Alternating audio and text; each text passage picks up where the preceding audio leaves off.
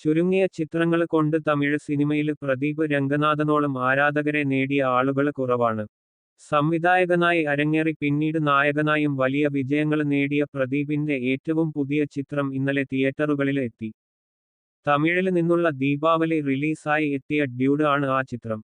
മമിത ബൈജു നായികയായി എത്തിയ ചിത്രം റൊമാന്റിക് ആക്ഷന് കോമഡി ഗണത്തില് പെടുന്ന ഒന്നാണ്. ഇപ്പോഴിതാ ചിത്രത്തിന്റെ ആദ്യ ദിന കളക്ഷന് കണക്കുകള് പുറത്തെത്തിയിരിക്കുകയാണ്. പ്രദീപ് രംഗനാഥന്റെ കരിയര് ബെസ്റ്റ് ഓപ്പണിംഗ് ആണ് ചിത്രം സ്വന്തമാക്കിയിരിക്കുന്നത്. കൊയ്മയുടെ കണക്ക് പ്രകാരം ആദ്യ ദിനം ഇന്ത്യയില് നിന്ന് ചിത്രം നേടിയിരിക്കുന്ന നെറ്റ് കളക്ഷന് 10.5 കോടിയാണ്. തമിഴ്, തെലുങ്ക് പതിപ്പുകളിലായി ഒരേ ദിവസം തിയേറ്ററുകളിലെത്തിയ ചിത്രം 2 പതിപ്പുകളിലും കൂടി നേടിയ കളക്ഷനാണ് ഇത്. പ്രദീപ് രംഗനാഥന്റെ ഇതിനു മുൻപുള്ള കരിയര് ബെസ്റ്റ് ഓപ്പണിംഗ് കഴിഞ്ഞ ചിത്രമായ ഡ്രാഗണ് ആയിരുന്നു. 6.5 കോടി ആയിരുന്നു ചിത്രം റിലീസ് ദിനത്തില് നേടിയത്.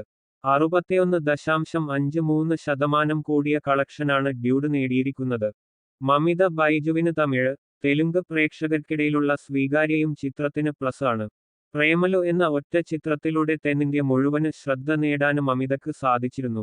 ആദ്യ ദിനം മികച്ച പ്രേക്ഷക, നിരൂപക അഭിപ്രായം നേടാനായ ചിത്രം ദീപാവലി എക്സ്റ്റൻഡഡ് വീക്കെൻഡില് ബോക്സ് ഓഫീസില് മികച്ച പ്രതികരണം നേടുമെന്നാണ് ട്രാക്കർമാരുടെ പ്രതീക്ഷ.